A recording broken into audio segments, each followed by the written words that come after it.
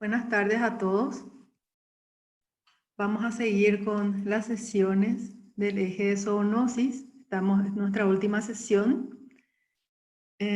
Vamos a iniciar la presentación con el doctor David Romero.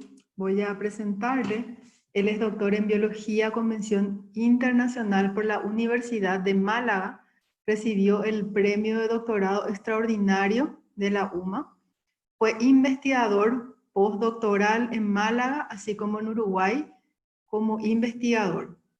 Fue investigador, trabajó en el Laboratorio para Desarrollo Sostenible, como en la gestión ambiental del territorio, en el Instituto de Ecología y Ciencias Ambientales de la Facultad de Ciencias de la Universidad de la República en Uruguay. Actualmente es investigador del Departamento de Ecología y Biología Evolutiva del Instituto de Investigación Biológica Clemente Estable y colabora en proyectos del Grupo de Biodiversidad y Ecología de la Conservación del mencionado instituto. Además, se desempeña como docente universitario en la Facultad de Ciencias, UDELAR, Universidad de la República en Montevideo, Uruguay. Su tema de disertación será virología y modelos de distribución de especies en el análisis geográfico de la hantavirosis en Uruguay. Muchas gracias, David, por tu participación. Pasamos a dar inicio. No sé si quieres dar unas palabras, saludar antes de activar tu micrófono. No te escuchamos, David.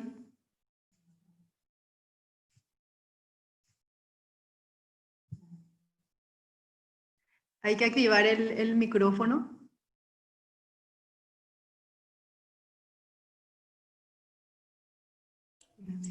Buenas tardes, estoy como que perdí la pantalla al compartir. A ver si logro. Viendo tu pantalla. Se ve, ¿no? Sí. En modo presentación, ¿podrías colocar, por favor? Ahí, ¿estaría? Perfecto. Bueno, buenas tardes a todos. Gracias a la organización y a Adriana del Faro que nos invitó y nos ofreció participar esta tarde en la presentación, en el workshop.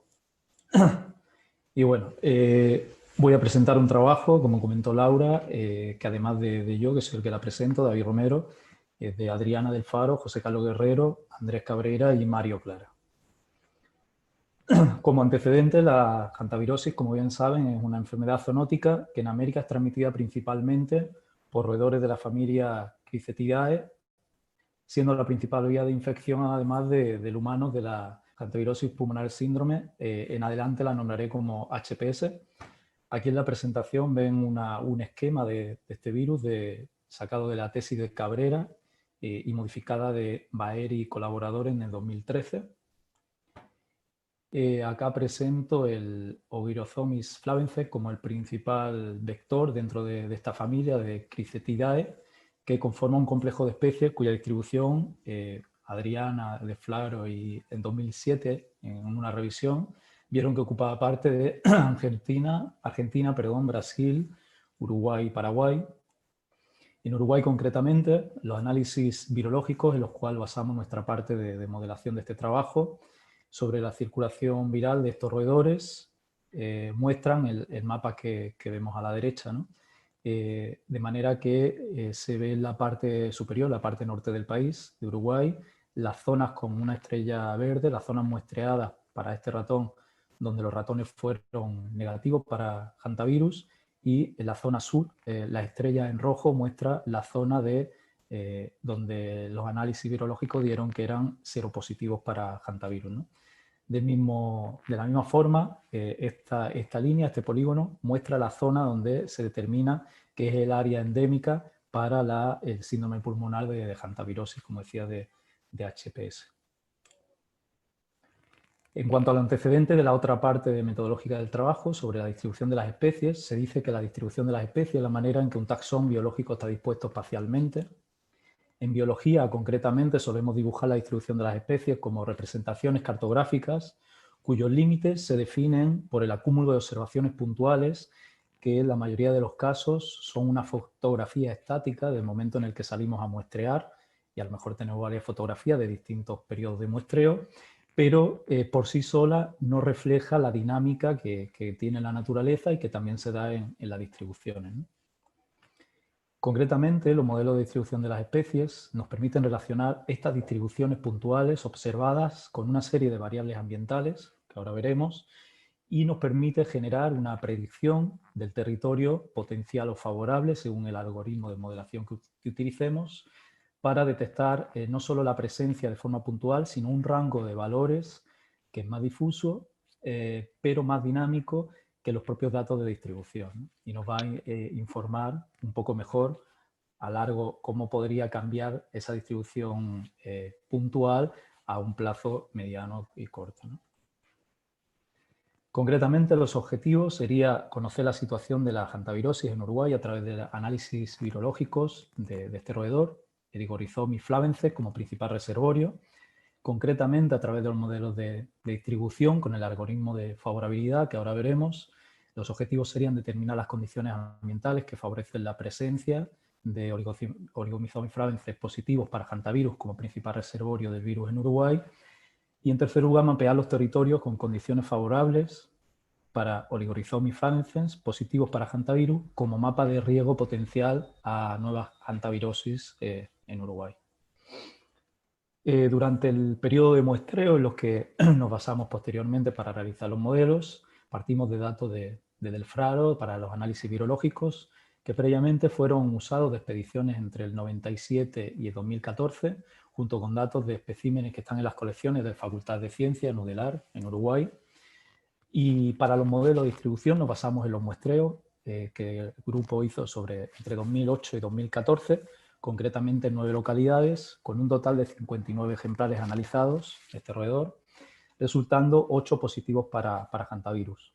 A la derecha vemos una imagen, una fotografía de un ambiente típico rural, urbano, agrícola, donde se suelen capturar estos roedores, ambiente típico del Oligorhizomys flavense, y en esta imagen concretamente tomada de la tesis de maestría de Andrés Cabrera en 2015, son de San Pedro Colonia y es donde se estuvieron dos positivos o sea, dos ratones positivos para hantavirus.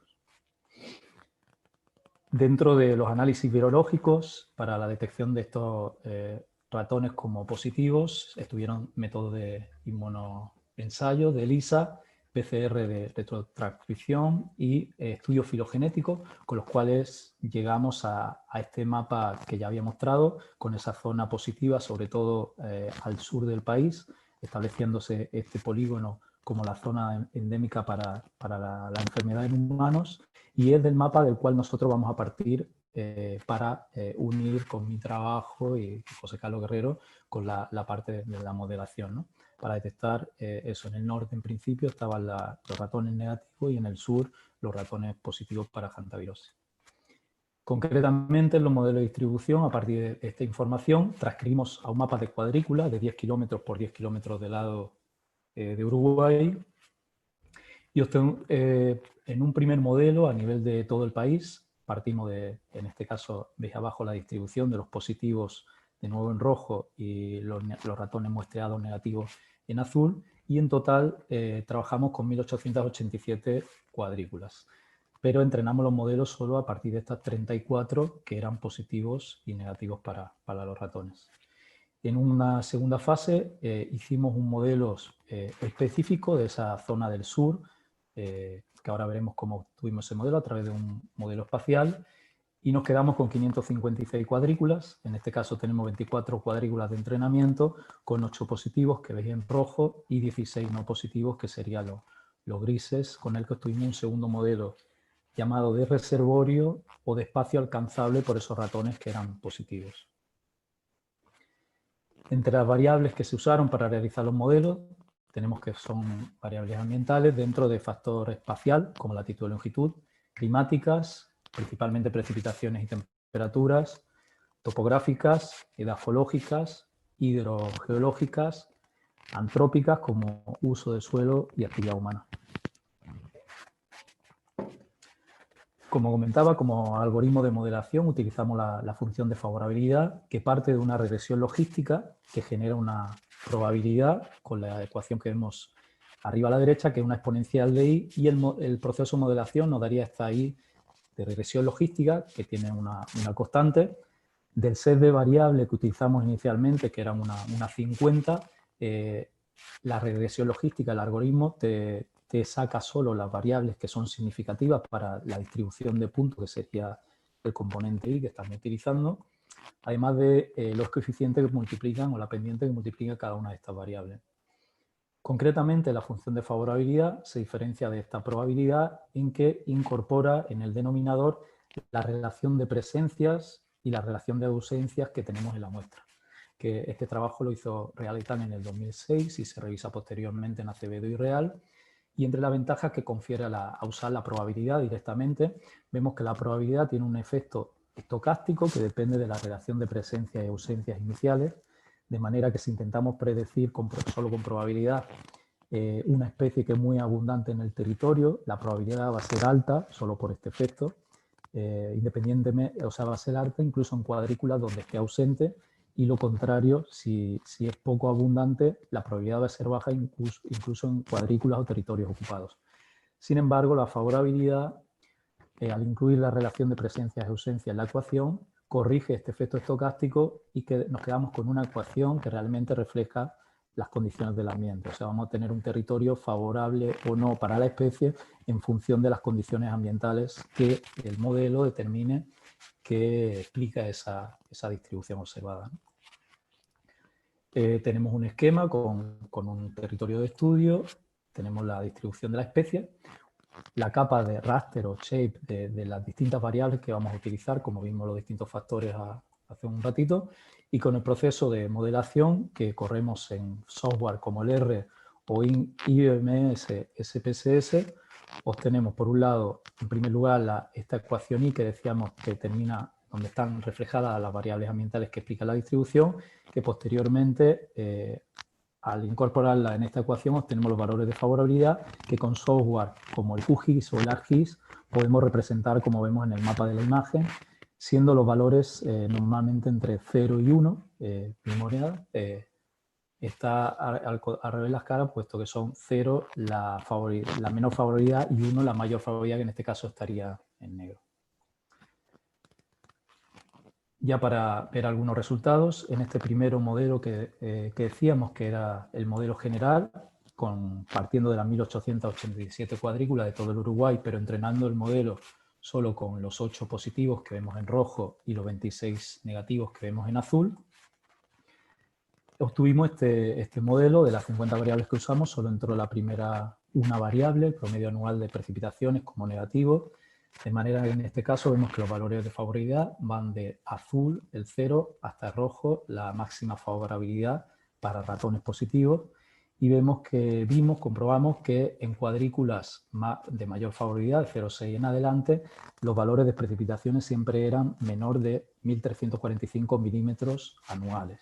Y eso define esta zona que vemos rojiza al sur y al oeste del país, ¿no?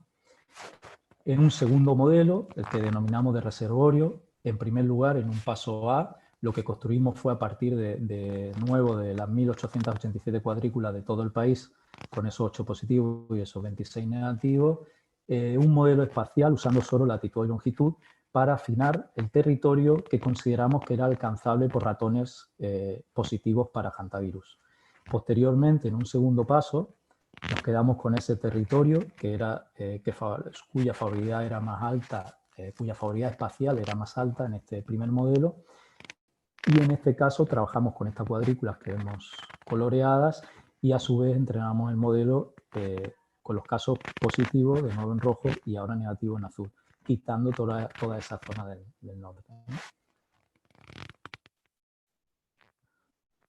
En este caso teníamos 24 cuadrículas de entrenamiento, de estas 556, 8 positivos y 16 negativos. Los positivos son los mismos, puesto que no había ningún positivo al norte de esta línea, ¿no? En este caso estamos viendo el modelo que obtuvimos, en este caso la favorabilidad representada en 3 colores, de 0 a 0,2 en blanco, favorabilidad intermedia de 0,2 a 0,8 y mayor de 0,8 como máxima favorabilidad. Aquí además podemos ver también los puntos que eran positivos encima de la imagen. Viendo los dos modelos obtenidos, en un primer modelo general obtuvimos que eran las precipitaciones negativas las que determinaban esa región del sur ocupada por donde se dan los positivos para ratón, y a pesar de que ratón ocupa todo el Uruguay. En este segundo modelo, más centrado en la zona, en esta zona de mayor favorabilidad espacial para roedor, obtuvimos que la suma de caminería fue la variable que explicaba esa mayor favorabilidad para ratones positivos, así como la pendiente negativa. De manera que valores de las cuadrículas de mayor favorabilidad siempre tuvieron al menos 870 metros en suma de metros de carreteras secundarias, primarias y secundarias. O sea, eran cuadrículas que tenían perturbación y accesibles para la actividad humana, ¿no? Que era la más favorable. Si comparamos estos resultados obtenidos con la incidencia de hantavirus en humanos cada 100.000 habitantes, este mapa que vemos a la izquierda en distintos colores de rojo, para 2013, tomado también de la tesis de maestría de Andrés Cabrera en el 2015, a su vez fueron datos cedidos en su momento por el Ministerio de Salud Pública, vemos que las zonas que detectamos de mayor favorabilidad coinciden con las zonas de mayor incidencia para hantavirus en humanos cada 100.000 habitantes de este mapa, ¿no? Que fueron, como vemos, Soriano, Colonia, San José al suroeste, Florida y Canelones al centro y al este Rocha. De manera que detectamos una coincidencia y una validación, ya que son datos independientes y el resultado que se obtiene va en la misma línea en principio. Ya como conclusiones, aquí además añado el mapa de precipitaciones que explica este primer modelo general. Vemos como en las zonas de menor precipitación es donde están las zonas más favorables cuando miramos en esa visión primera general de todo el país, por lo cual un promedio anual de precipitaciones por debajo de los 1.350 milímetros determina las condiciones ambientales favorables para el territorio del reservorio de hantavirus por Oligorhizomys flavensis en Uruguay. Con este modelo más centrado en la zona de reservorio, vemos que además coincide con esa zona determinada como área endémica. Recordamos que en este caso se determinó esta zona solo usando un modelo espacial, que tampoco tenía esta información en principio, sí la distribución de casos negativos y positivos totales, con lo cual la zona más perturbada, en este caso por metros de caminería con más de 870 metros de media y con pendiente baja, reúne las condiciones favorables, más favorables de riesgo para la hantavirosis en la zona endémica de la enfermedad en humanos al sur de Uruguay. También que se acerca el Halloween en la librería de Uruguay, justo pusieron esta imagen que parece una zona de riesgo, no de un ratón con positivo. En tercer lugar, que los núcleos más favorables para reservorio de hantavirosis se localizan al sur de Uruguay, justo los departamentos de Colonia y Soriano al oeste, Montevideo, Canelones y San José en el centro y Rocha al este, como decíamos coincidiendo con esta otra información, con lo cual obtuvimos una cierta validación del modelo. Y como conclusiones finales, la interacción entre técnicas virológicas y los modelos de distribución de especies parece que son un buen marco teórico para el análisis de la geografía de las enfermedades con fines prácticos de manejo de la enfermedad. Como antecedente añado un artículo que publicamos en el grupo utilizando estas técnicas pero trabajando con dengue en América del Sur, y que en ausencia de vacuna para tratar esta enfermedad, la hantavirosis, conocer las zonas más favorables para el reservorio principal del hantavirus en Uruguay y las condiciones ambientales que lo determinan, proporciona un insumo que podría ser esencial como mecanismo de alerta y manejo preventivo de la hantavirosis en humanos.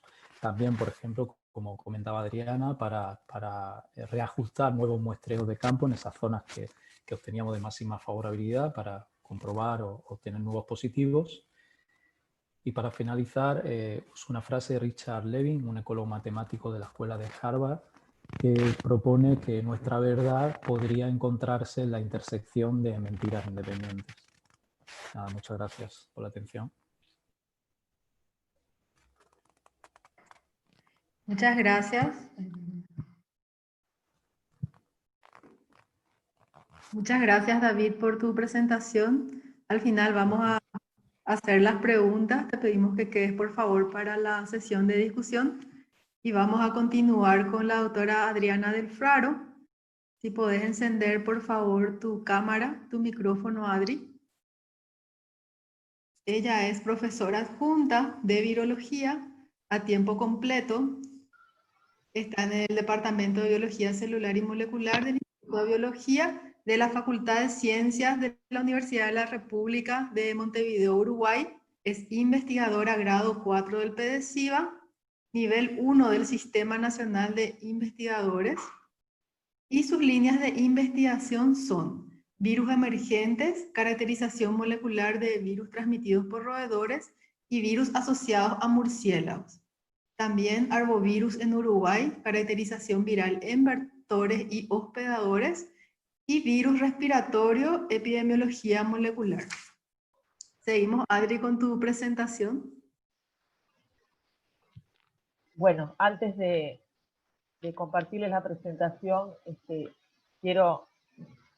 no puedo dejar de manifestarles que estoy muy contenta de esta reunión, realmente muchas ganas de verlos a tantos amigos y colegas que hemos compartido trabajo, docencia, investigación, y realmente, bueno, como dijo Clarice más temprano, esperemos que pronto nos podamos ver de manera presencial, pero realmente una alegría y un agradecimiento de poder compartir acá con ustedes. Les voy a compartir la pantalla.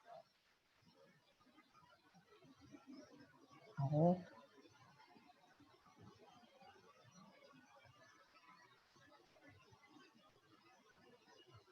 ¿Sí? ¿Se ve?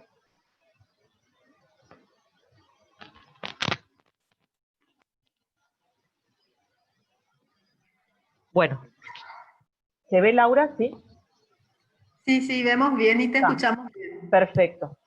Bueno, entonces un poco la idea era comentarles algunos trabajos que hemos venido haciendo sobre investigaciones un poco sobre arbovirus en mosquitos y en vertebrados del Uruguay.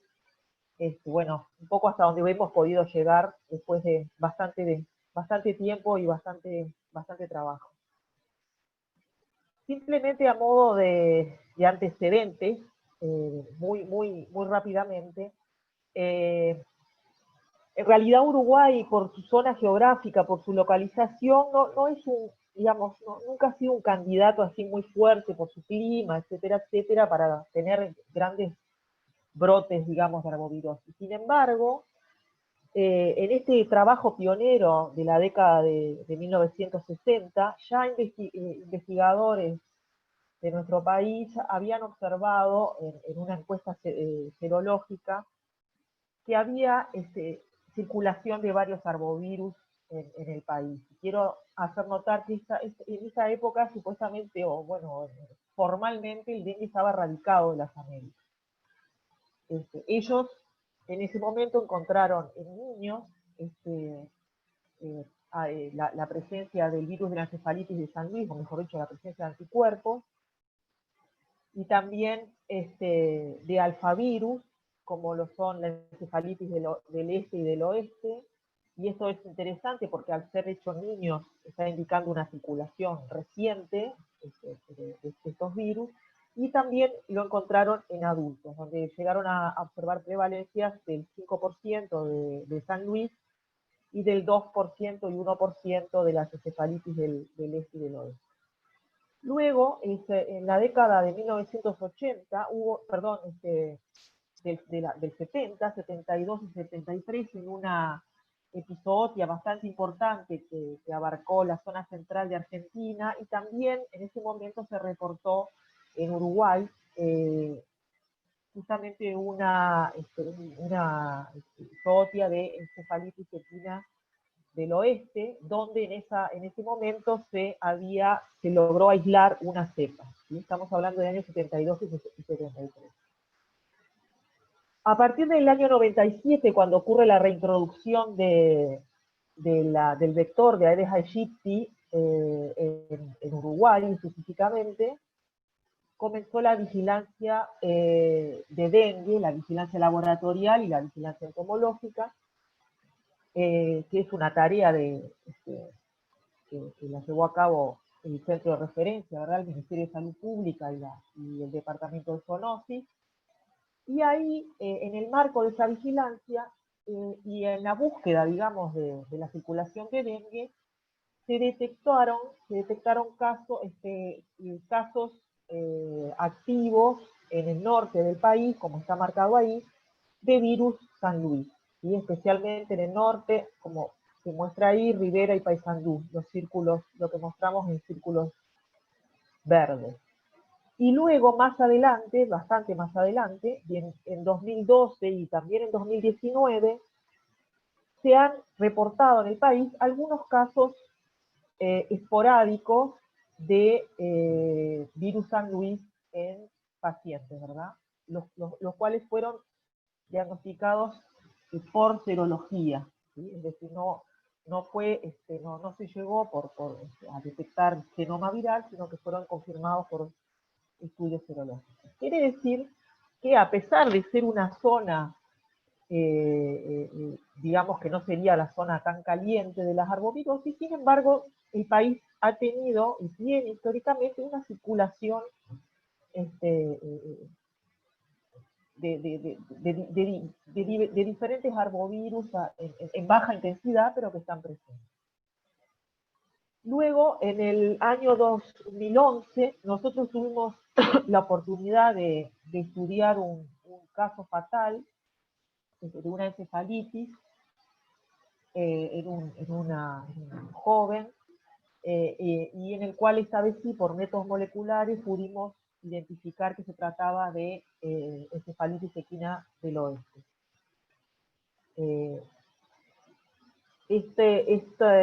Más adelante, en el 2016, fue el primer brote de dengue autóctono que ocurrió en Uruguay desde el año 1916.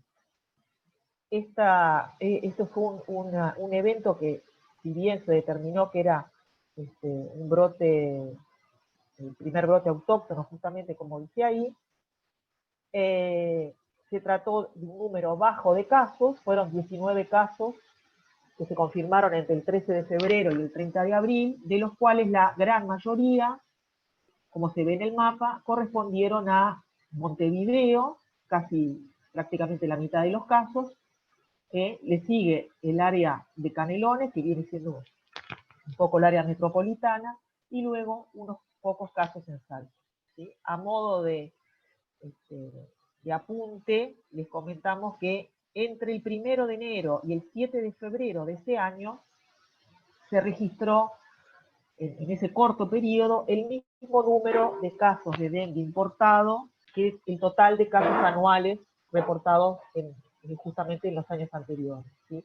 Quiere decir que en ese periodo, previo al brote, realmente hubo un número importante de casos importados, y que, bueno, en conjunción con lo que es la presencia más o menos permanente de Aedes aegypti en el país, dio lugar a este brote. El estudio el genómico de estos virus, eso pertenece a la tesis de doctorado de un colega del laboratorio, no es de nuestro laboratorio, es del Laboratorio de Virología Molecular de nuestra facultad. Permitió determinar que el brote correspondió a dengue 1, genotipo 5, y como se observa acá, en esta filogenia, fueron varias introducciones, ¿sí? Pero todos pertenecían a genotipo 5. Entonces, bueno, en este marco y en esta historia de las arbovirosis en el país, nosotros un poco nos interesó empezar a investigar qué pasaba o qué arbovirus estaban presentes en los vectores y en los potenciales hospedadores, de modo de empezar a profundizar un poco más en ese pool viral que podría, digamos que tiene la potencialidad de provocar brotes epidémicos o eventualmente episodios, ¿no? Tomando un poco esta historia y este presente que tenemos. Y bueno, en ese sentido empezamos a realizar capturas de mosquitos con los métodos tradicionales, como son las trampas CDC y las trampas de Lucy cebadas con, con hielo seco, o también se colectaron algunos mosquitos a mano también. Estos normalmente se clasifican en cámara, en placa fría, ¿verdad? Bajo lupa, a nivel, bueno, idealmente a nivel de género y especie. Y luego, a través de métodos de biología molecular, nosotros nos centramos principalmente en 3 grupos de virus, ¿verdad? En Flavivirus, en el género Flavivirus de la familia Flaviviridae, en los alfavirus de la familia Togaviridae, y también iniciamos la búsqueda de Orthobunchavirus. ¿Sí? Esencialmente lo que se utilizó fue detección molecular y secuenciación y posterior análisis filogenético para la identificación de los virus. Acá les muestro un poco el global de los, perdón, voy para atrás, de los resultados que obtuvimos hasta el momento, en los cuales, bueno, los círculos rojos muestran los sitios de muestreo. Aproximadamente hasta hoy hemos llegado a analizar 5.537 mosquitos en 436 pools. Y como podemos ver, encontramos en 2 localidades, en Castillos, Rocha, departamento de Rocha, aquí en verde, y en el departamento de Río Negro, en la localidad de Fraiventos, encontramos mosquitos o pools, mejor dicho, positivos para alfavirus, mientras que lo que está señalado en amarillo, que es Montevideo, Colonia, Salto y Paysandú, fue que encontramos mosquitos positivos para flavivirus. Cuando fuimos a analizar estas secuencias en cuanto a los flavivirus, encontramos que, por un lado, teníamos la presencia de unos flavivirus que pertenecen al grupo de los flavivirus propios de insectos, ¿sí? Los ISFB. Recordemos que los flavivirus se pueden dividir en aquellos que flavivirus patógenos, ¿verdad?, para el humano, que son transmitidos por mosquitos, aquellos que son transmitidos por garrapatas, aquellos flavivirus que no tienen vector conocido, los no flavivirus, y luego varios grupos que a medida que ha pasado el tiempo se están descubriendo, ¿verdad?, cada vez más especies virales que corresponden a virus que son únicos de insectos, ¿verdad? Y a su vez se han dividido en diferentes grupos, en diferentes clados. Nosotros encontramos un virus que se llama Culex flavivirus, que acá se lo muestro en un poco más de aumento, ¿verdad?, la filogenia. Y todos los que nosotros hemos encontrado pertenecen al clado 2. Estos virus se dividen en 2 clados, que se llaman clado 1 y clado 2.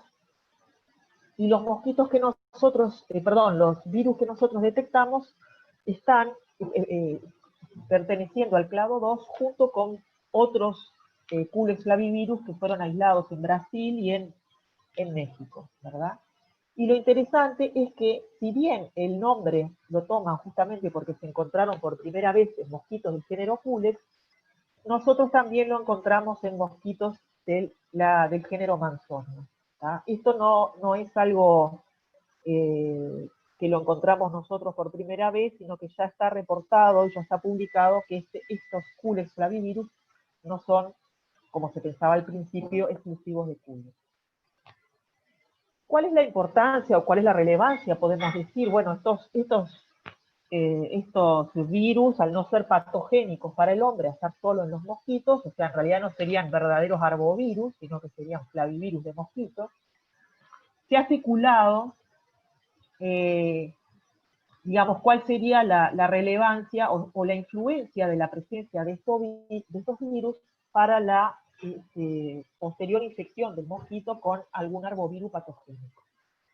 y hay evidencias contradictorias y trabajos contradictorios en los cuales algunos dicen que la interferencia intrínseca entre dos flavivirus haría que el mosquito no se infectara o tendría menos chance de infectarse con un arbovirus, mientras que hay otros trabajos que muestran que en realidad Culex flavivirus aumentaría la competencia vectorial, por ejemplo, para transmitir arbovirus como el virus West Nile.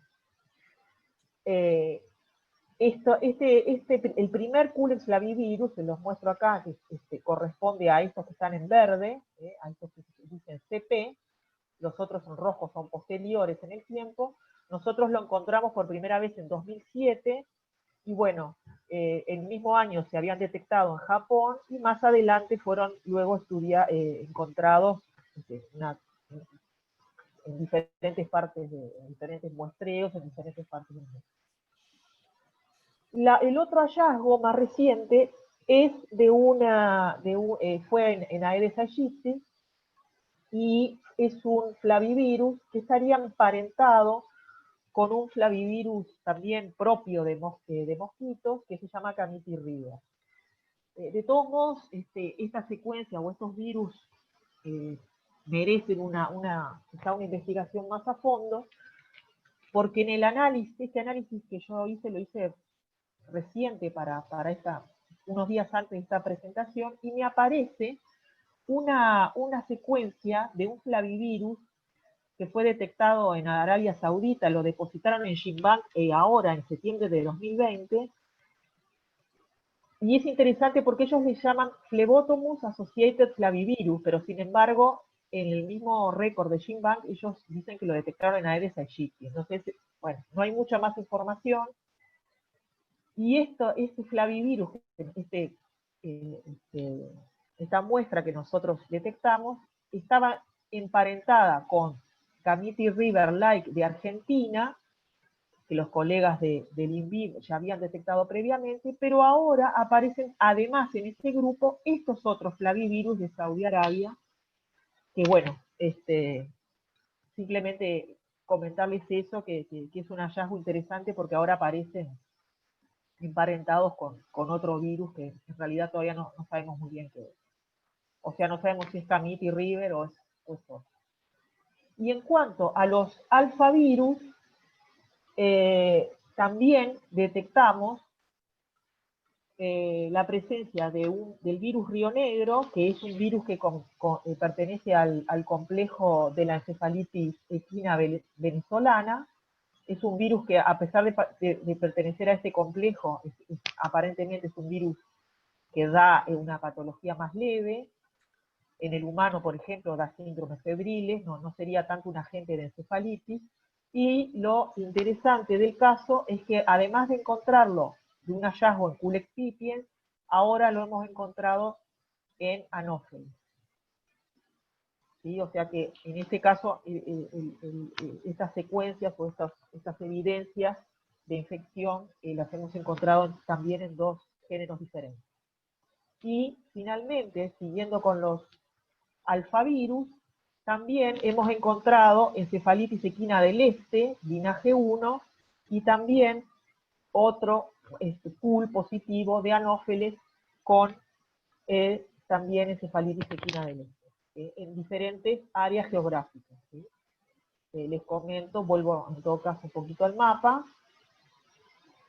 Los Anopheles que les comentaba pertenecen a la zona de Castillos Rocha, y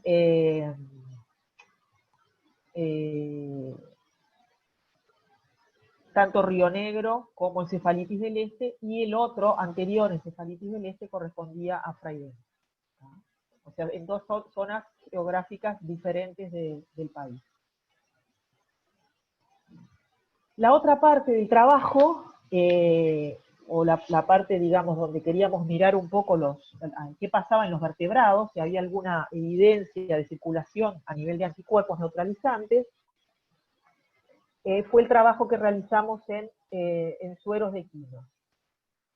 Este trabajo, que fue hecho en colaboración con los colegas del laboratorio de arbovirus del Instituto de Virología del INVIV, del Vanela de Córdoba, nos permitió primero, en primera instancia, a través de ensayos de neutralización cruzada, ¿verdad?, en paralelo, realizada para San Luis y West Nile, vimos que, interesantemente, teníamos en los equinos una prevalencia alta, bastante alta en el país, llegando hasta un 73% y un 75% en departamentos del área del sur, como Canelones y San José.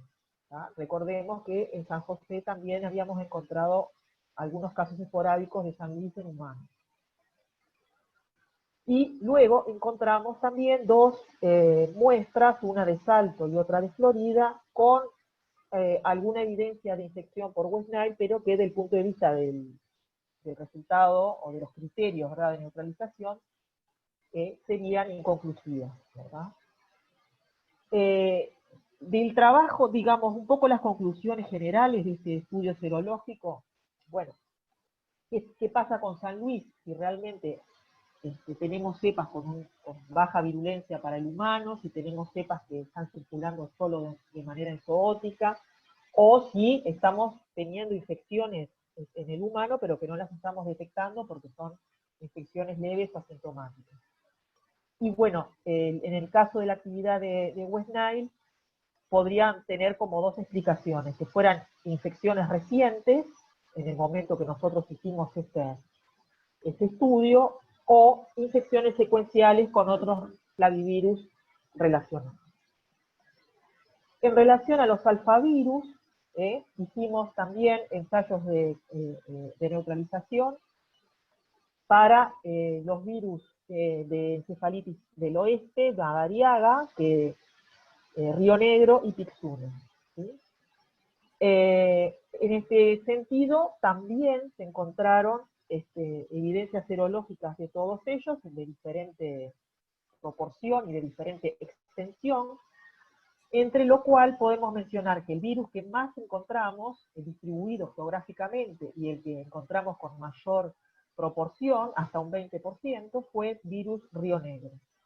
Y luego, digamos en segundo lugar, virus de la encefalitis venezolana del subtipo 1AB. Tanto Madariaga como Pixuna como encefalitis del oeste también fueron encontrados, pero en prevalencias no mayores al 4%, entre 3 y 4%. ¿Sí? Aquí les muestro un poco el mapa de la distribución con diferentes colores. Como usted les mencionaba, Río Negro es el que está más extendido geográficamente y el que tiene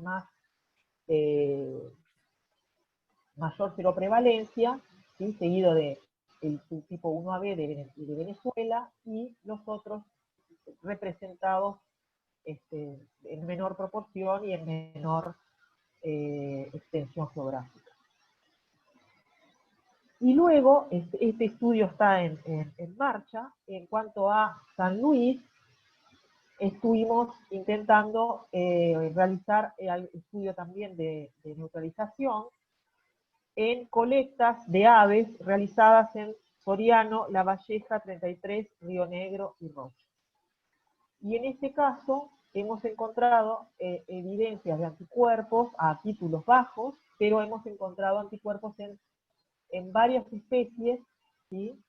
Y en todas las localidades, ¿sí? En Cerro Largo, en Paso Paiva, en Xaviá, el Verdón, la Viudita, en Rocha, el Zorzal, en 33 también Zorzal, Chingolo, Xaviá, Siete Vestidos, etc. En Arequita también Chingolo, y así sucesivamente. Este estudio, bueno, como les digo, está en marcha, no está terminado, pero también nos está mostrando que hay evidencias de anticuerpos en las aves contra el virus Zika. Y para terminar, les quiero comentar unos resultados recientes en murciélagos, justamente que era lo que estábamos conversando recién, que estábamos mencionando la importancia de realizar muestreos en murciélagos, Perdón que quiero bajar esto. Ay. Nosotros comenzamos ese estudio aproximadamente en el año 2014, donde empezamos a hacer muestreos, y entre los varios virus que testeamos, uno de ellos fue los alfavirus y los flavivirus. De flavivirus no encontramos positivos, pero sin embargo de alfavirus, en los muestreos que se realizaron son en estos departamentos que están pintados en verde: Artigas, Rivera, Rocha, Maldonado y Montevideo, y encontramos en muestras de hisopado bucal murciélagos positivos para Río Negro virus, en Tadarida brasiliensis y en miotis, y también encontramos encefalitis equina del este en murciélagos del género miotis. Esto se puede observar con más detalle en esta filogenia que les muestro, donde interesantemente, a pesar de que, bueno, obviamente no hablamos de secuencias completas, pero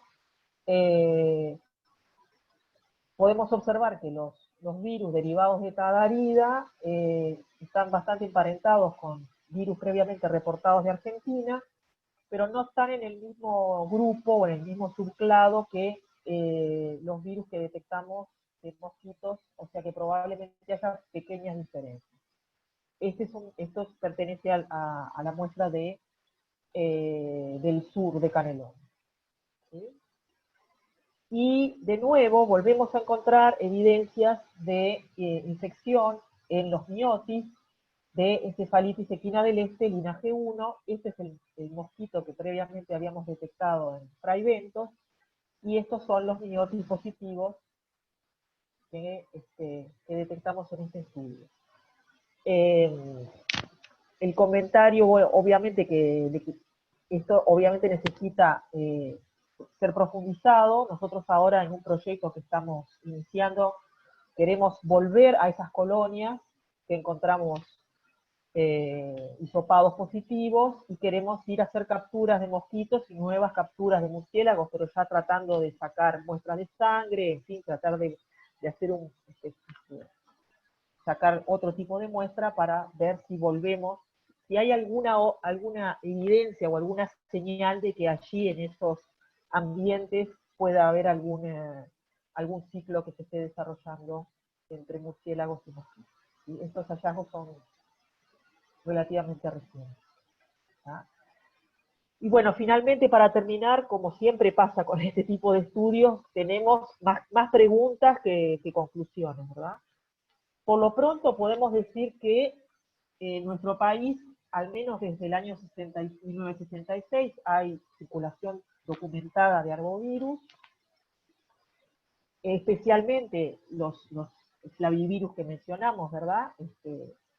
San Luis, bueno, el brote de dengue, pero que fue autolimitado, y varios alfavirus, ¿sí?, que hemos detectado, y digamos, lo más importante es tratar de profundizar y tratar de avanzar tratando de unir los puntos, ¿verdad? O sea, de tratar de empezar a ver, a unir la información y a no tener solamente fotos, ¿verdad?, de lo que está en los mosquitos y de las evidencias que podemos encontrar en serológicas, etc. ¿Sí? Y bueno, evidentemente, a pesar de nosotros no pertenecer a una zona caliente, digamos, quizás de arbovirosis, tanto la introducción del dengue como estos otros virus que hemos detectado presentes en el país, claramente en algún momento pueden dar lugar a brotes epidémicos, y por lo tanto el mensaje final siempre es que los estudios multidisciplinarios y la vigilancia de estos agentes infecciosos es importante, porque nos permite estar más preparados para futuros brotes.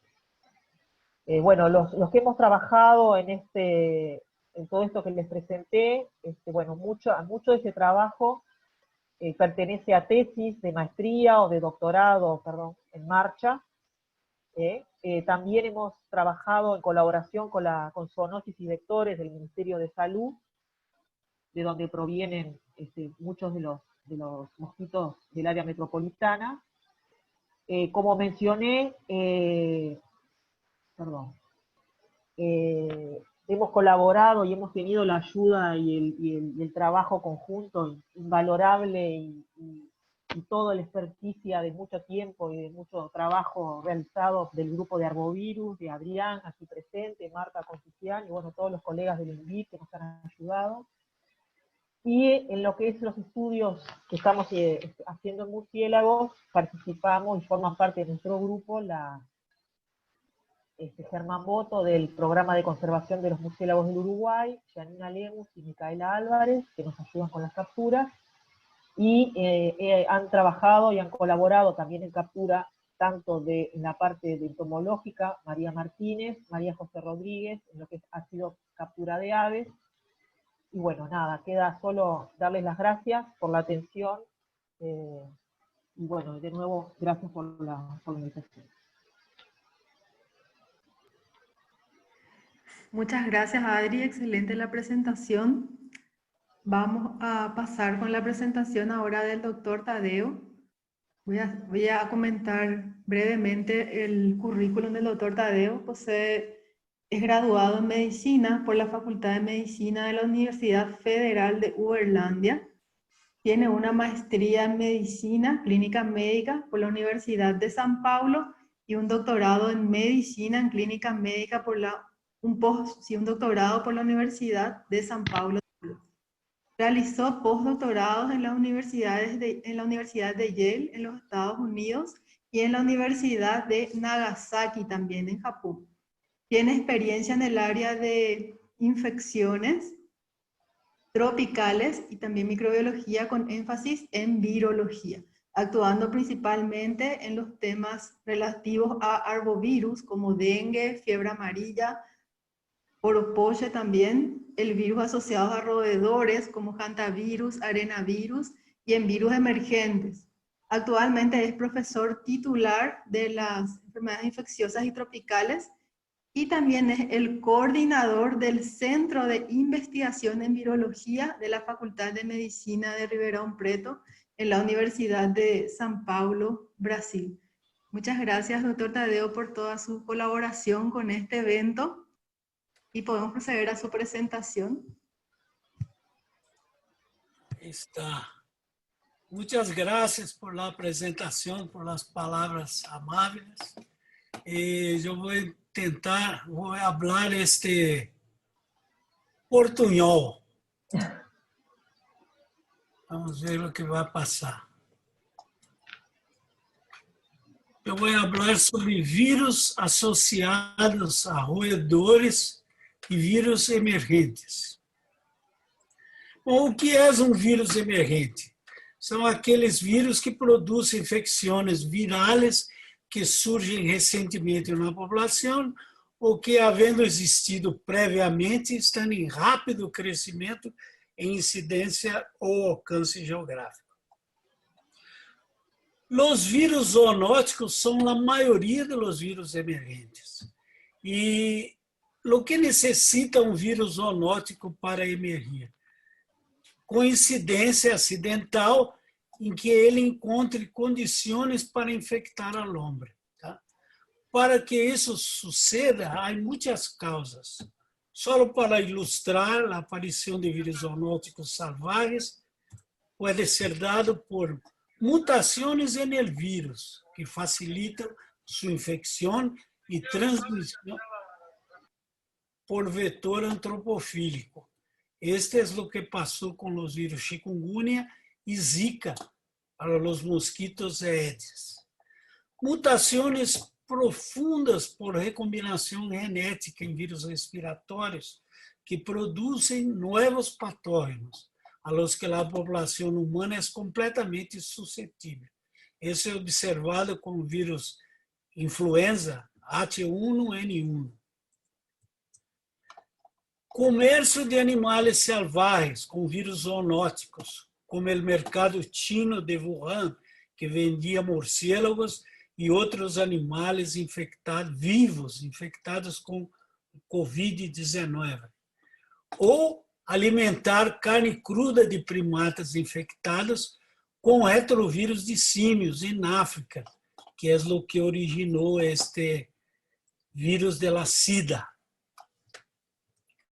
E, por último, um outro exemplo, cambios ambientales como a deforestação para a criação de fincas e o crescimento de cidades. E, com isso, invadem a natureza e acercam al hombre a los habitats de los pequeños mamíferos salvajes e seus vírus, como os arenavírus e os hantavirus, que são tema desta apresentação. Então, passamos imediatamente a los arenaviridae, que são vírus de ARN, com 2 segmentos de ARN cinta simples, polaridade negativa, possui uma polimerasa, e os mais conhecidos em las Américas e que causam enfermidade humana são o machupo, em Bolívia, o Junín, em Argentina, sabiá e pinhal, em Brasil, guanarito, em Venezuela, e este em Norte América, Whitewater Arroyo. Nós temos estudado estes arenavírus utilizando este ELISA com a proteína N recombinante do vírus Junín como antígeno.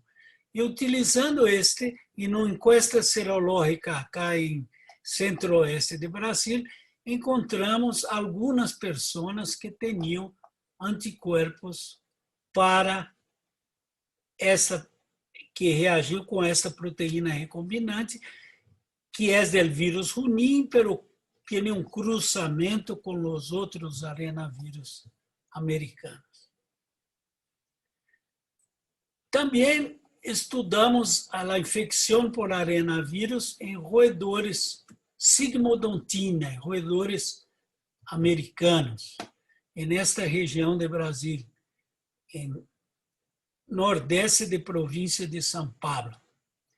E nesse estudo encontramos alguns roedores que tinham anticorpos para arenavírus, destacando-se este Calomis tener, pero outros também, incluso musbúsculos, ripidomes e necromes lasiurus. Analisando os sueros destes animais com anticorpos, encontramos vírus por sequenciamento nucleotídico de última geração. Então, encontramos acodomontenses infectadas com o vírus latino e arenavírus oliveros. E também encontramos Calomis tener, 10 animais infectados com oliveros, latino, ou este arenavírus pinhal, que produz enfermidade humana. Então, temos os roedores infectados com arenavírus, as pessoas têm anticorpos para arenavírus, e isso deveriam ocorrer mais casos, um número maior de casos. Pero, ao que sabemos, só se informaram 5 casos de febre hemorrágica por arenavírus brasileiro em Brasil hasta hoje. Uma infecção por vírus flexal em Belém, um técnico de laboratório que sobreviveu, uma mulher agrônoma, 25 anos, infectada com o vírus sabiá, que se morreu, um outro que sobreviveu, um técnico de laboratório, 39 anos, infectado com o vírus sabiá, um homem operador de máquina de café em Espírito Santo de Pinhal, infectado com o vírus Pinhal em 2000, e este ano muere um homem com febre hemorrágica por vírus sabiá em enero de 2020, que provavelmente se infectou em Vale do Ribeira, província de São Paulo. Entonces, eso es todo lo que tenemos de enfermedad humana por arenavírus en Brasil. Entonces, sabemos que o pinhal e o sabiá são patógenos humanos zoonóticos entre os roedores salvajes brasileiros. Por que temos tão poucos casos conhecidos de enfermidades humanas? Poderiam surgir pinhal ou sabiá como vírus runim, como passou com vírus runim, guanarita e machupo, produzindo brotes de febre hemorrágica. E se passar isso, se esses vírus emergirem, produzindo brotes, nós gostaria muito de saber se poderia a vacuna argentina de runim proteger por reação cruzada contra infecções por pinhal ou sabiá arenavírus. Passamos agora aos Hantaviridae. São vírus de ARN também, cinta simple, polaridade negativa, envelopados. E esses, há muitos na América do Sul, conhecidos em América do Sul. O primeiro deles, acá, esse Andes. Em Paraguai, há Bermejo, há Laguna Negra. E em Brasil, temos alguns, e eu vou me referir mais a este vírus, Araraquara, associado ao roedor Necromis lasiurus. Então, em Brasil, temos casos da síndrome cardiopulmonar por hantavírus, casos humanos desta severa enfermidade, em 3 pontos praticamente do país. Em Centro-Oeste, província de Mato Grosso, que é uma área que agora estão destruindo a selva para as fincas. Em Sudeste e Platô Central do Brasil, e esta região, vírus que produz os casos é o Araraquara. E acá em sul do Brasil temos outra área, cerca de Santa Catarina, Paraná e Rio Grande do Sul, as 3 províncias onde ocorrem todo ano os casos. Então, é como que uma endemia, todos os anos ocorrem casos, e é uma enfermidade de alta letalidade. São 2.200 casos até 2018, produzindo 860 mortes, ou seja, letalidade de 39%. Então, todos os anos temos como que 100 casos e 40 mortes por hantavírus em Brasil. Em outros países, por lo menos em 2018, há reportes de casos, 108 casos com mortes, hantavírus del choclo, Argentina, hantavírus Andes, 12 mortes, Bolívia, 40 casos, 19 militares, e por hantavírus não se sabe se Rio Mamoré, Tunari ou Laguna Negra.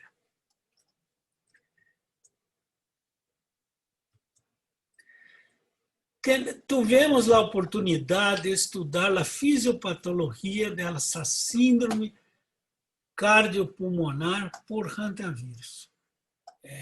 Observamos em um estudo de corações de pessoas que se morrem desta enfermidade que haviam inclusões virais em miocárdio.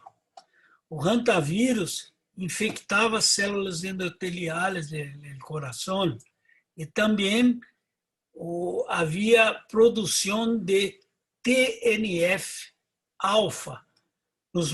pelos macrófagos de miocárdio. Lembrando que esse TNF é uma citocina, um cytokine, que depresora da função inotrópica do miocárdio. Também podemos estudar casos fatais de hantavirus, quantificando as citocinas, e observamos que interleucina 12, interferon gama, TNF alto, tinham teores elevados em sangue dessas pessoas, e em los que casos fatais estava extremamente elevada a interleucina 6, que acá está.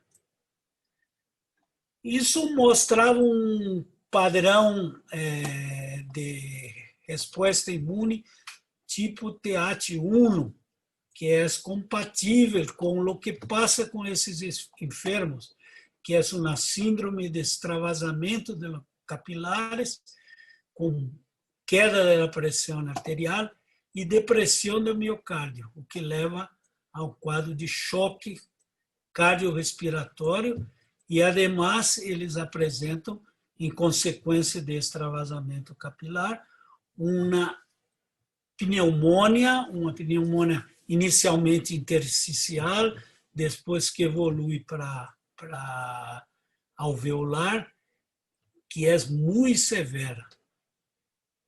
E observamos também que TGF-beta está baixo no sangue desses enfermos. Como esta é uma citocina imunorregulatória, nós creemos que esta enfermidade, a síndrome cardiopulmonar por hantavirus, é causada por uma tormenta de citoquinas, que produz uma resposta inflamatória exacerbada e não imunorregulada. Se inibe a regulação da resposta imune. Também, em nossos estudos, produzimos uma proteína recombinante, N, para este hantavírus araraquara.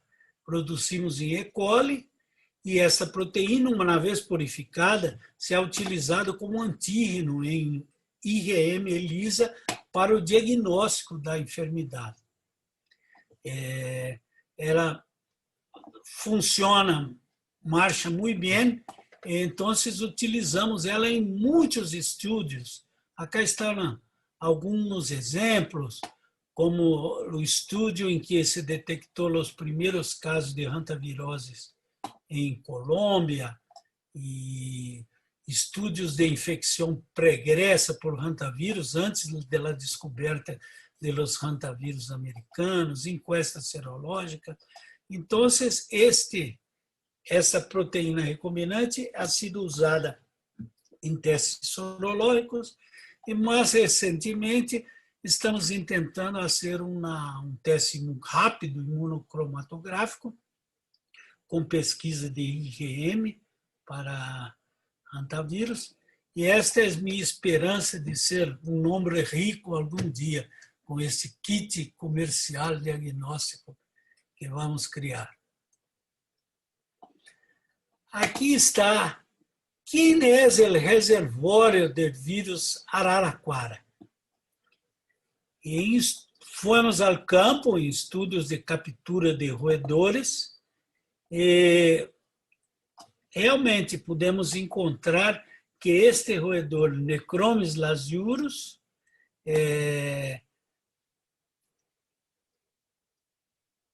tem alto número de animais que têm anticorpos para hantavírus. Então, sabemos que Necromis lasiurus, esse animalito, é o roedor reservório de vírus araraquara, é o reservório mais importante. E em outro estudo, em que capturamos em la mesma região de sudeste de Brasil, nordeste de província de São Paulo, capturamos 154 roedores, 154. E o que encontramos é Necromis lasiurus, la presencia del genoma viral en Necromis lasiurus, pero también en murciélagos. Dos murciélagos, Carolia perspicillata e Desmodus rotundus, encontramos o genoma del hantavirus araraquara. Se encontrou em sangue, em las fezes, em la urina. ¿Ah? Entonces, ahora queremos conhecer o que passa com os murciélagos. Sabemos que as pessoas se infectam a partir de los aerosoles, principalmente de urina e fezes de roedores infectados com hantavirus. E qual é a participação do murciélago? Não se conhece bem, não se sabe se um murciélago poderia infectar um ser humano ou poderia infectar um roedor. Esta é uma nova informação que abre novas perspectivas para a pesquisa com os hantavirus. Esto é tudo que tinha para dizer. E muitas graças a todos. Muchas gracias a todos. Gracias. Quería comentar que para mí es un placer estar en esta mesa. Realmente son personas muy queridas por mí. Con el doctor Tadeo tuve la suerte de hacer mi maestría en la Universidad de San Pablo, y con Adriana también tenemos proyectos colaborativos, también con Adrián Díaz, que estuvo en la charla anterior, y empezamos con un proyecto del Mercosur, con primeros financiamientos, hacer la detección de alfavirus y flavivirus aquí en Paraguay, tanto en suero de aves como también en sueros de individuos no febriles, y también trabajamos con mosquitos. Entonces, realmente estoy muy agradecida con ellos de haber compartido sus resultados y su experiencia junto con David también. Y quería proceder a presentar a la mesa de discusión. Estamos contando con la presencia, si pueden prender por favor, Humberto, Alejandra, y también Magalí, sus cámaras y sus micrófonos. Estamos contando con la presencia de Humberto Sánchez, que él tiene una licenciatura en Biología en la Facultad de Ciencias Exactas y Naturales, FACEN, de la Universidad Nacional de Asunción. También tiene una maestría que está ahora en andamiento, una maestría en Ciencias Biológicas con mención en Biodiversidad, en la Facultad también de FACEN, y actualmente se encuentra como director ejecutivo del Instituto de Investigación Biológica del Paraguay, y su área de trabajo es mastozoología. Estamos contando también con Alejandra Rojas. Ella es docente investigadora del Departamento de Producción del Instituto de Investigaciones en Ciencias de la Salud de la UNA. También tiene experiencia en el trabajo de dengue y también ahora está haciendo en otras rovirosis. También están trabajando con muestras agudas, con casos severos. Y también contamos con la presencia de Magalí Martínez. Ella es docente investigadora del Departamento de Biología Molecular y Biotecnología del ICS-UNA. También tiene una experiencia en la parte de análisis filogenético, diversidad genética. Y quería comentarles también dentro de los estudios que han sido realizados aquí en Paraguay.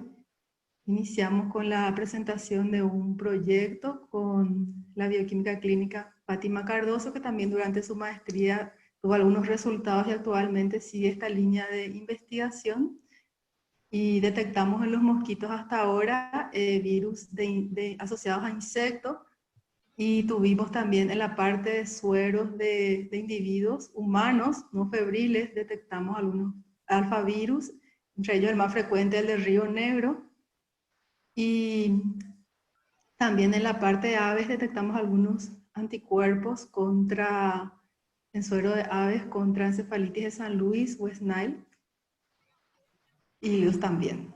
Entonces estamos avanzando con estas investigaciones y esperamos también a ampliar la línea, va creciendo, se van formando más personas y con la ayuda de todos ustedes y de esta red que logramos formar de colaboración, estamos logrando hacer todo ese fortalecimiento de la línea. Entonces, quería comentar algunas cosas, me pareció muy interesante, David, el modelo que utilizaste. Aquí en Paraguay hubo detección, como mencionó el doctor Tadeo, de hantavirus. Tenemos una zona también endémica que está hacia el Chaco, ¿verdad? Que tiene unas características similares a las que vos mencionaste, poca precipitación, cosas. También tenemos la reserva en Baracayú, también se detectaron casos, se detectaron en diferentes especies también de roedores. Entonces, te quería preguntar un poco cómo se da esa vigilancia en Uruguay, tanto de la circulación como de que vos mencionaste que hiciste el muestreo, ¿es una vigilancia continua? ¿Cómo es eso? Ahí quizá pido a Adriana del Faro, que es la que puede comentar esa parte, porque trabajo Ok. con ella y yo me centré en la modelación, ¿no?, de los datos que ellos habían recopilado. Gracias. Sí. Sí, gracias David. Mirá, Laura, la verdad, nosotros que trabajamos en estas cosas sabemos que los virus se guían también a veces por las modas y por cómo suena. ¿Cuál está en la palestra y cuál no está en la palestra? El doctor Tadeu seguro que sabe de eso también. Nosotros tuvimos una época en que el Ministerio el Ministerio de Salud estuvo bastante interesado en hacer capturas de roedores siguiendo los casos. O sea, donde había algún caso de hantavirus, se iba y se hacía captura. Y muchas de las capturas que nosotros utilizamos para estos modelos fueron dadas en ese contexto.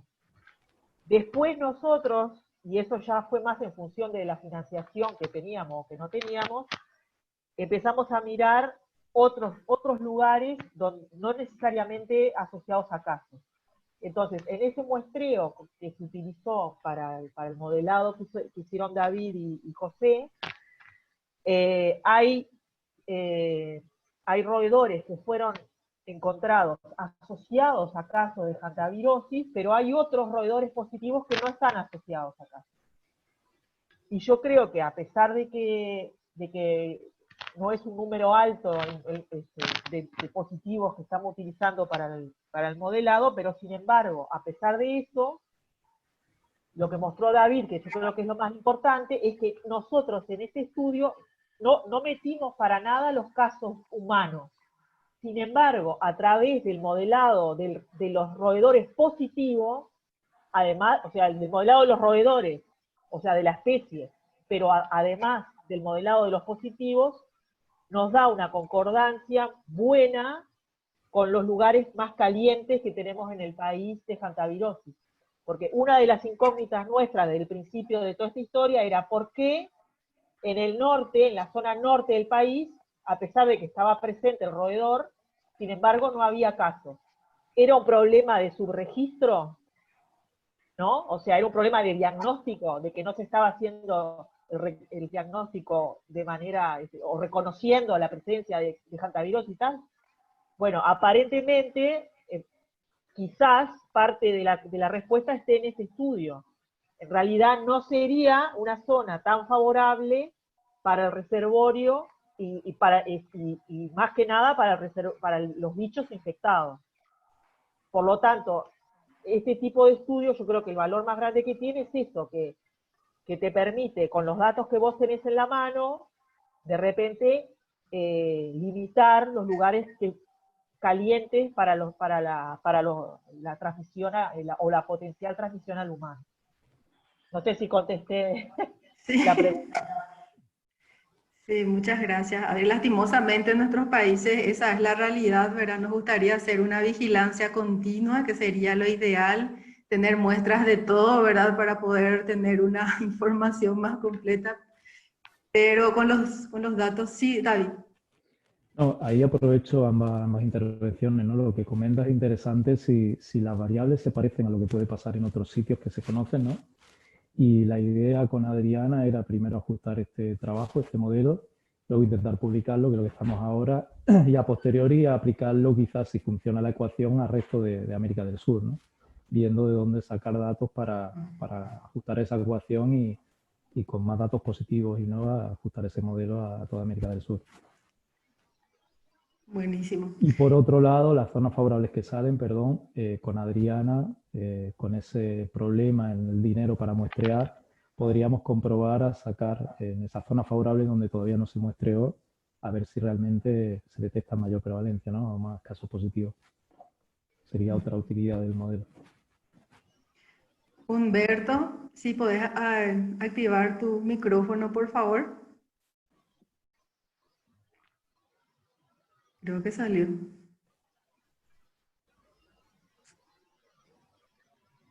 Bueno, bueno, seguimos entonces con las preguntas, Ale.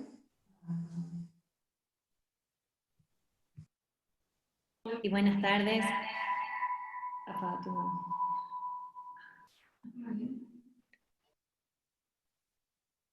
¿Me escuchan bien?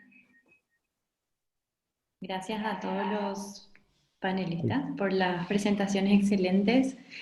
Para Adri tenía una pregunta acerca de la detección de Culex flavivirus y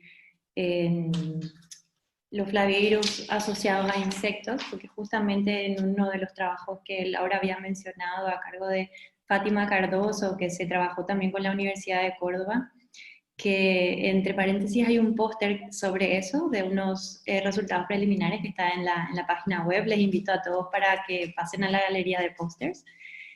Y ahí se habían detectado en mosquitos estos tipos de Culex flavivirus.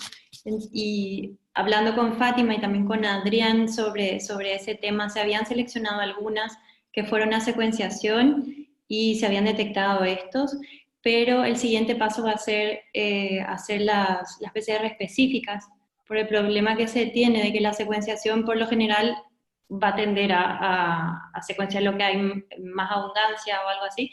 Entonces, se tiene esa limitación, digamos.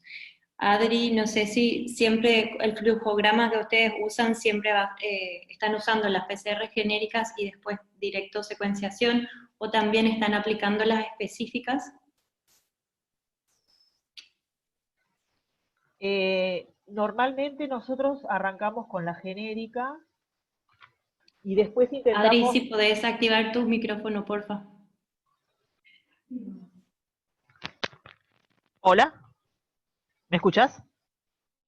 ¿Sí? Está. Nosotros el screening, digamos, lo hacemos con la genérica. Hemos hecho varias cosas diferentes. Hemos hecho por separado alfa y flavi y hemos hecho también multiplex. O sea, en realidad el protocolo original era una multiplex que se llamaba Arbo, que tenía un montón de primers para arbovirus.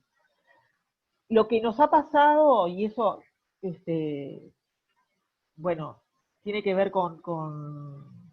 yo creo que tiene que ver con problemas de conservación o de degradación del ARN. Nos ha sido bastante difícil lograr, dice que hay varias PCR específicas para Culex flavivirus, la de Newman sobre NS5, en fin, hay varias opciones como para tener mayor información. En muchas de estas muestras nos ha sido bastante difícil, en las de mosquitos especialmente, lograr obtener secuencias de mayor tamaño. Puede tener que ver con, especialmente de mosquitos. Así como te digo esto, increíblemente de los hisopados, de los murciélagos, no fue tan difícil ir con PCR específica y obtener secuencias de mayor tamaño. Como no estábamos preparados para buscar en otros tejidos y solo teníamos hisopados, por ahora solo fuimos a los hisopados y no pudimos hacer aislamiento porque lo que se hizo fue poner la muestra en RNA later, o sea, no es una muestra aceptable para aislamiento, pero porque de alguna manera nos agarró, comillas, de sorpresa, ¿no? Pero nosotros hemos tenido bastante dificultad cuando uno congela la muestra a -80, el homogeneizado del mosquito, y lo volvés a sacar para hacer otra PCR, nosotros hemos tenido bastantes problemas con eso.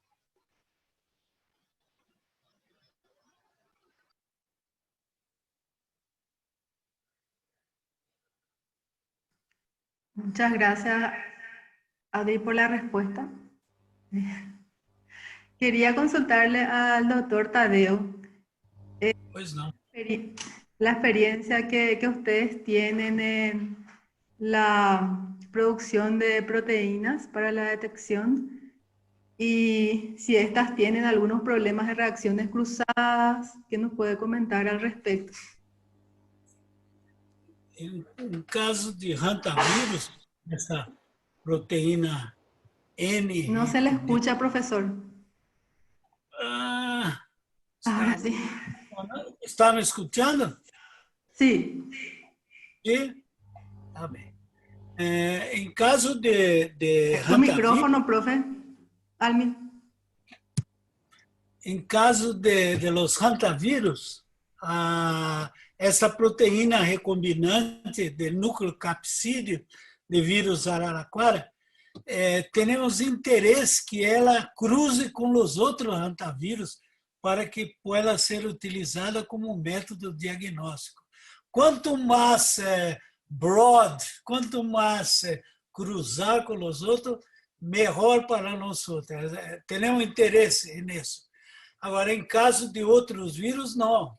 Por exemplo, produzimos uma proteína de domínio 3 da proteína de envelope de los flavivírus, de encefalites de St. Louis, Rocio e Nilo Ocidental. E para essa, temos interesse que fuera bem específica, pero isso não foi o que passou. Miramos muitas reações cruzadas, o que dificultou um pouco o nosso trabalho. Mas sempre se pode triar com essas proteínas e depois caminhar para teste de neutralização, que é mais específico, verdade?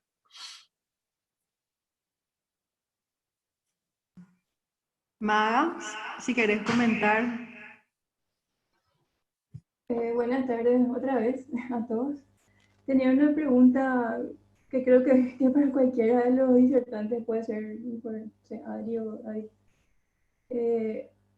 Si es que se estudia o se vio que debido a la fragmentación o eliminación en algunos casos de hábitats que hay ahora por el uso del suelo y todo, haya habido un cambio de especie de reservorios, por ejemplo, si eso se tiene en cuenta a la hora de que se hacen digamos, los mapas para hacer el muestreo.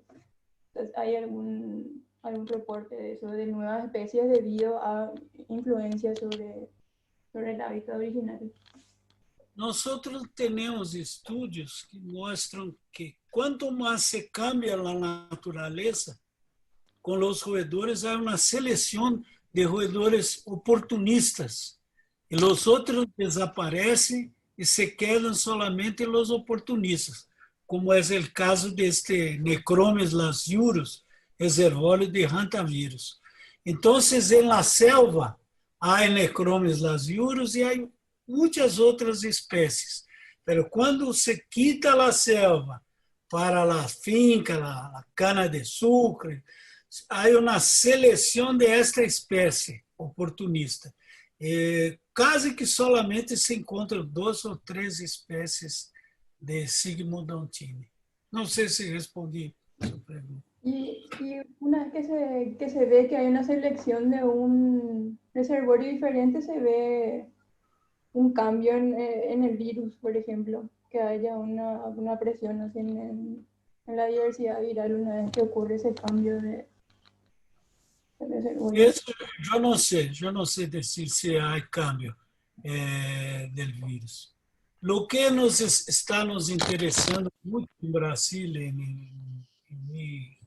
mis estudios ahora, es la importancia de los murciélagos con el hantavirus araraquara, porque encontramos murciélagos infectados. No solamente aquellos dos que fueron los primeros, pero encontramos otros.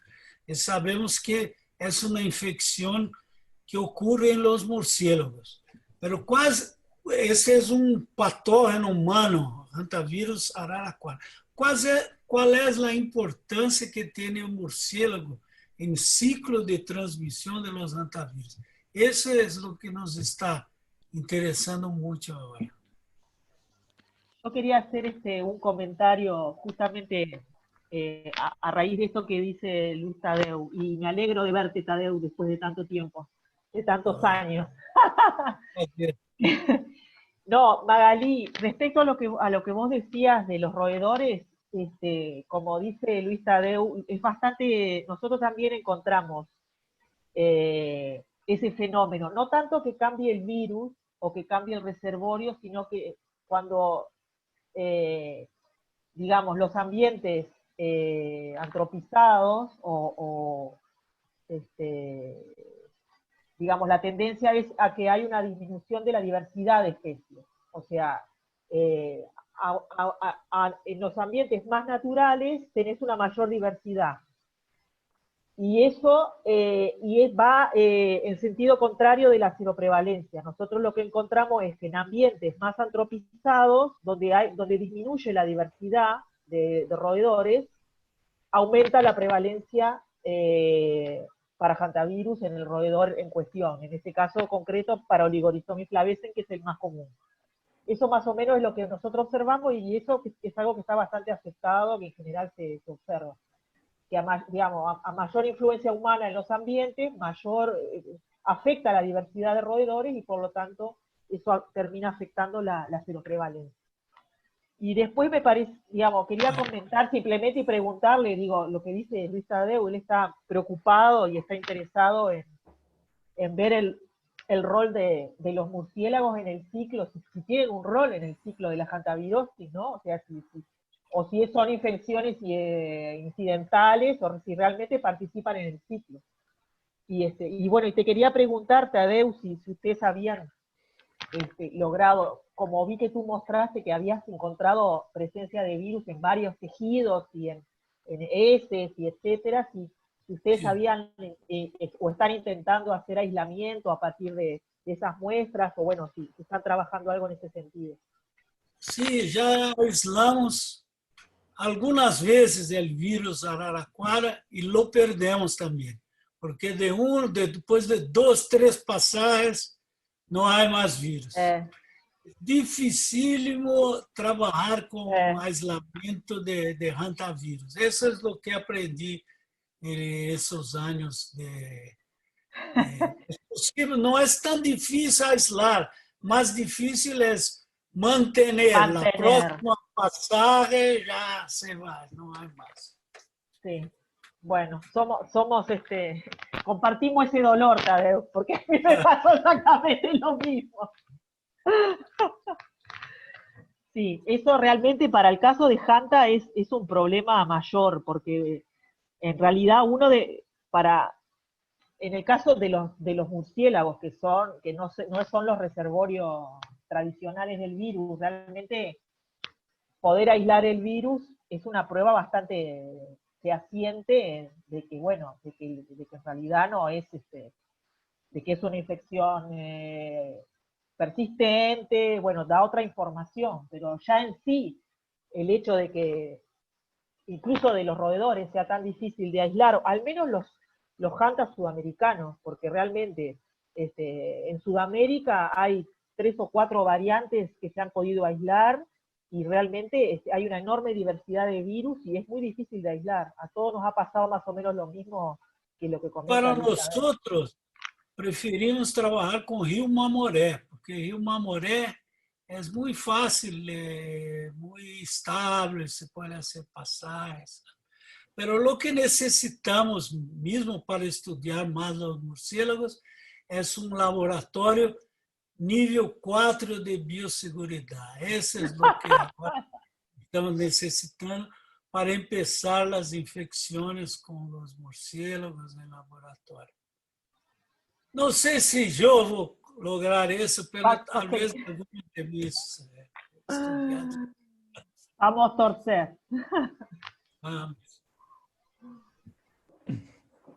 Dani, ¿quiere decir algo? Sí, completar la pregunta de Magali, coincidiendo con lo que comentó el doctor Luis Morales, que es curioso, ¿no?, que ahí con Adriana, al principio, al modelar, hacer los modelos con todo Uruguay, hicimos distintas pruebas y siempre nos entraba solo una variable, esa de precipitaciones a nivel general. Y solo ahora que en estos días conseguimos reajustar el modelo con ese nuevo modelo espacial y quedarnos solo con esa zona donde es más favorable para los casos ya positivos, resulta que entraron solo dos variables y una es la carretera, ¿no?, como síntoma de perturbación. O sea, cuanto más metros de carretera secundaria y primaria, o sea, acceso a zonas degradadas, porque hay más actividad del hombre, hay en la cuadrícula, más favorable es. Entonces eso responde que de forma independiente, simplemente considerando esos positivos y negativos en esa zona de Uruguay, parece que salió que sí, que la perturbación tiene que ver en la prevalencia de los ratones con hantavirus positivo, o sea, ya habiendo aislado los negativos en el norte en el modelo anterior, ¿no?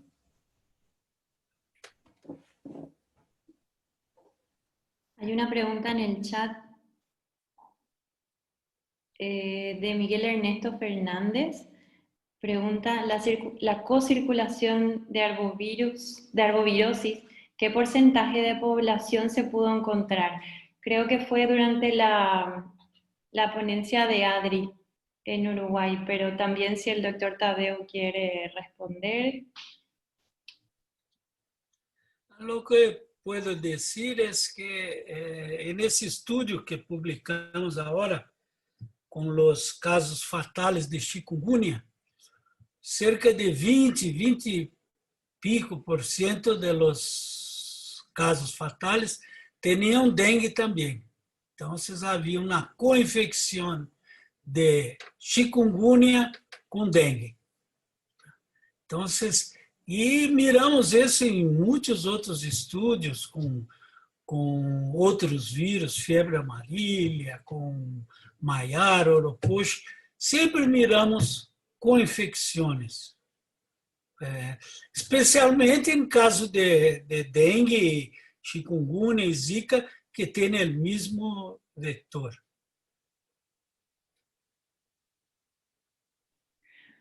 Gracias, doctor Tadeo. Adri, tenía otra pregunta acerca de la vigilancia serológica de anticuerpos por neutralización para St. Louis y West Nile en equinos. Siempre fueron estudios serológicos, no tuvieron casos agudos en equinos como para intentar buscar el virus o los virus en este caso. ¿De West Nile? No. West Nile o San Luis. Bueno, en realidad San Luis, ahora aparecieron, tengo entendido, algunos casos, vamos a decir, de San Luis en equinos sintomáticos, pero en teoría San Luis en los caballos no da una sintomatología. Por lo tanto, es una enfermedad que en los equinos no se vigila, o sea, al menos hasta donde yo sé, no es importante desde el punto de vista sanitario. En cuanto a West Nile, cuando hubo en el 2006, si no me recuerdo mal, un brote en equinos en Argentina, creo que fue 2006 el año, en Uruguay hubo ruido, vamos a decir, de que podían haber habido algunos casos, pero nunca fue claro porque esos equinos supuestamente eran equinos de competición y estaban en tránsito, y al final creo que esas detecciones o esos diagnósticos no se hicieron en Uruguay, se hicieron en Argentina. Okay. Por lo tanto, digamos, siendo estrictos, digamos, en lo que es los resultados, nosotros con los resultados que tuvimos, que mostramos ahora, nosotros no podemos decir que hubo West Nile, ¿tá? No es concluyente el resultado, porque los títulos eran bajos y además el único que era un poquito mayor igual también era un título bajo cuando lo comparabas con San Luis.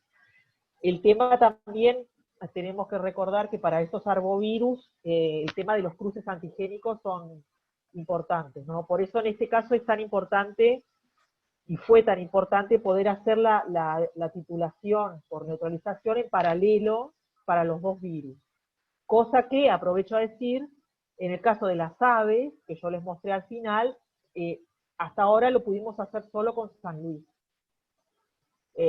Uno piensa que por la situación epidemiológica no es muy probable que esos San Luis sean West Nile, en verdad, más bien que no. Pero, de todas maneras, lo correcto, vamos a decir, sería que también se analizaran por West Nile. Yo tiendo a pensar, con todos los antecedentes previos, que eso que encontramos en aves muy probablemente sea San Luis. Porque ya lo encontramos en los equinos en alta prevalencia, y nosotros tenemos esa, como les decía, esa circulación de San Luis esporádica, que yo pienso que en muchos casos no está dando encefalitis, sino que está dando síndromes febriles o enfermedades leves que al final no llegan a diagnosticarse. Y eso es una cosa que bueno, que tenemos ganas de avanzar y estamos ahí tratando de conversar con gente que está más vinculada a la clínica para empezar a mirar un poco más, a poner el foco en eso. Porque si nosotros unimos un poco todos los resultados, es como que San Luis está en la vuelta hace mucho tiempo. Al principio se confundía estábamos todos esperando que entrara el dengue, como locos, desesperados, y en realidad muchos de esos casos eran San Luis, que no llegaban a ser una encefalitis, que eran síndromes febriles con algún toque cefálico, cefalea, no sé qué, pero no era una encefalitis, y al final terminaba siendo San Luis. Entonces, bueno, en el marco de lo que es la vigilancia de las arbovirosis, yo creo que estaría bueno profundizar en eso, ¿no? Porque es como que todo más o menos lleva a que San Luis está circulando en el país.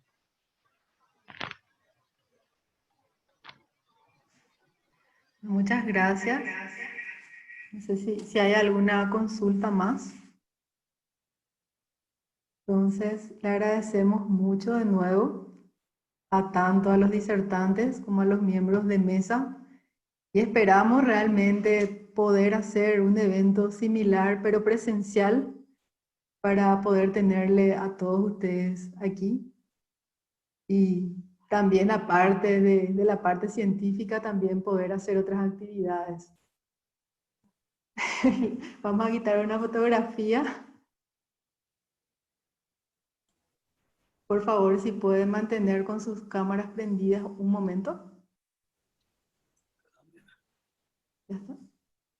Yo no sé dónde está. Muchísimas gracias. Les esperamos a todos en las sesiones próximas y un buen descanso. Muchas gracias. Muchas gracias. Abrazo para todos. Hasta luego. Abrazos. Hasta mañana, gracias a todos.